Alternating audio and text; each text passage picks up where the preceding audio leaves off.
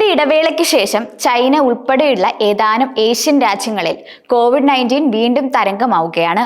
China, Thailand, Singapore എന്നിവിടങ്ങളിൽ May ആദ്യവാരത്തിൽ 10,000-കണക്കിന് Covid കേസുകളാണ് report ചെയ്യപ്പെട്ടിട്ടുള്ളത്. ഹോങ്കോങ്ങിൽ COVID-19 പുതിയ തരംഗം അനുഭവപ്പെടുന്നുണ്ടെന്ന് ആരോഗ്യ ഉദ്യോഗസ്ഥൻ സ്ഥിരീകരിച്ചിട്ടുണ്ട്. കഴിഞ്ഞ ഒരു മാസത്തിനുള്ളിൽ കോവിഡ് കേസുകൾ 12% ഉയർന്നു എന്നാണ് റിപ്പോർട്ടുകൾ സൂചിപ്പിക്കുന്നത്. പ്രധാനമായും ആരോഗ്യ പ്രശ്നങ്ങളുള്ള പ്രായമായവരിലാണ് കേസുകൾ ഗുരുതരമാകുന്നതെന്നും റിപ്പോർട്ടുണ്ട്. ഈ സാഹചര്യങ്ങൾ കണക്കിലെടുത്ത് ജനങ്ങൾ ജാഗ്രത പാലിക്കണമെന്നാണ് ആരോഗ്യ വിദഗ്ധർ നിർദ്ദേശിക്കുന്നത്.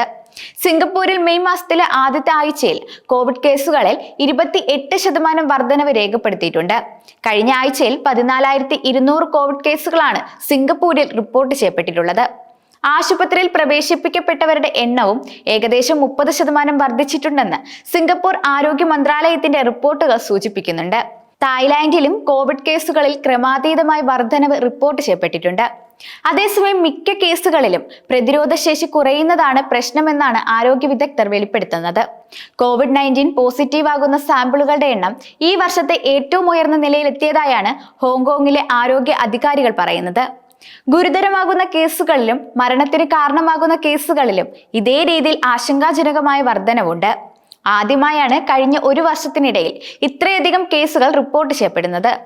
ചൈനയിൽ കോവിഡിന്റെ പുതിയ തരംഗമുണ്ടെന്നാണ് ബ്ലൂംബെർഗ് റിപ്പോർട്ട് പറയുന്നത്. മെയ് 4 വരെയുള്ള 5 ആഴ്ചകളിൽ ചൈനയിലെ ആളുകൾക്കിടയിൽ കോവിഡ് പോസിറ്റിവിറ്റി നിരക്ക് ഇരട്ടിയിലധികം വർദ്ധിച്ചതായും റിപ്പോർട്ടുണ്ട്. സിംഗപ്പൂരും അതീവ ജാഗ്രതയിലാണ്.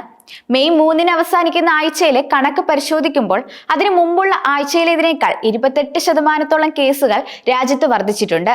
ഒരു വർഷത്തിനു ശേഷം ഇതാദ്യമായാണ് സിംഗപ്പൂർ ആരോഗ്യ മന്ത്രാലയം കോവിഡ് സംബന്ധിച്ച കണക്കുകൾ പുറത്തുവിടുന്നത്. കൂടാതെ ഏഷ്യയിലുടനീളം കോവിഡ് അണുബാധ കഴിഞ്ഞ മാസങ്ങളിൽ വർദ്ധിക്കുന്നതായാണ് അന്താരാഷ്ട്ര മാധ്യമങ്ങൾ റിപ്പോർട്ട് ചെയ്യപ്പെടുന്നത്. വാക്സിനേഷൻ എടുക്കണമെന്നും അപകട സാധ്യത കൂടുതലുള്ളവർ ബൂസ്റ്റർ ഷോട്ടുകൾ എടുക്കേണ്ടി വരുമെന്നും ആരോഗ്യ വിദഗ്ധർ ഓർമ്മിപ്പിക്കുന്നുണ്ട്. മറ്റൊരു കാര്യം, 2019-നും 2021-നും ഇടയിൽ ആഗോള ആയുർദൈർഘ്യത്തിൽ 1.8 വർഷം കുറവുണ്ടായതായി ലോകാരോഗ്യ സംഘടനയുടെ പുതിയ റിപ്പോർട്ട് സൂചിപ്പിക്കുന്നുണ്ട്. സമീപകാല ചരിത്രത്തിലെ ഏറ്റവും വലിയ ഇടിവാണ് രേഖപ്പെടുത്തിയിരിക്കുന്നത്.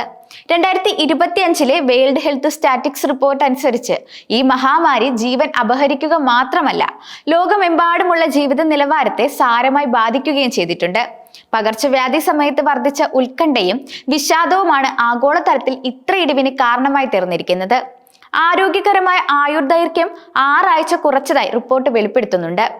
ആരോഗ്യ പുരോഗതിയുടെ സമ്മിശ്ര ചിത്രമാണ് റിപ്പോർട്ട് കാണിക്കുന്നത്. പുകയില ഉപയോഗം കുറയ്ക്കൽ, മെച്ചപ്പെട്ട വായുവിന്റെ ഗുണനിലവാരം, മെച്ചപ്പെട്ട ജല ശുചിത്വ ലഭ്യത എന്നിവ കാരണം 1.4 ബില്യൺ ആളുകൾ കൂടുതൽ ആരോഗ്യകരമായ ജീവിതം നയിക്കുന്നുണ്ട്. ചില പുരോഗതി കൈവരിച്ചിട്ടുണ്ടെങ്കിലും മറ്റു മേഖലകളിൽ ആശങ്കാജനകമായ മാന്ദ്യമുണ്ട്. ആരോഗ്യ സേവനങ്ങളിലേക്കുള്ള പ്രവേശനം വേണ്ടത്ര വേഗത്തിൽ മെച്ചപ്പെട്ടിട്ടില്ല. സാമ്പത്തിക ബുദ്ധിമുട്ടുകൾ നേരിടാതെ 431 ദശലക്ഷം ആളുകൾക്ക് മാത്രമേ ആവശ്യമായ ആരോഗ്യ സേവനങ്ങൾ ലഭിക്കാൻ കഴിഞ്ഞിട്ടുള്ളൂ. കൂടാതെ ആരോഗ്യ അടിയന്തരാവസ്ഥകൾക്കെതിരെ മികച്ച സംരക്ഷണം ലഭിച്ചത് 637 ദശലക്ഷം പേർക്ക് മാത്രമാണ്. ഈ സംഖ്യകൾ ആഗോള ആരോഗ്യ ലക്ഷ്യങ്ങളെക്കാൾ വളരെ കുറവാണ്.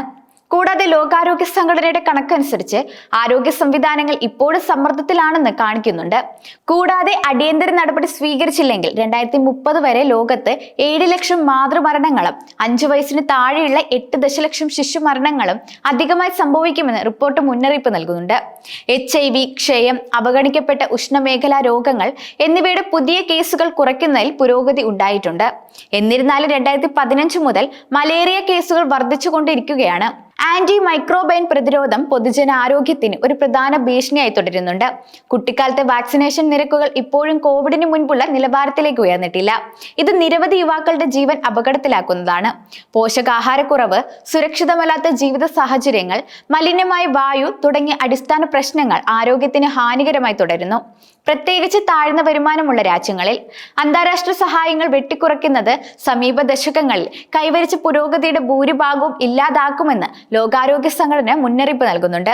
ലോകം ആരോഗ്യ പരിശോധനയിൽ പരാജയപ്പെടുന്നതായി ഈ റിപ്പോർട്ട് കാണിക്കുന്നു.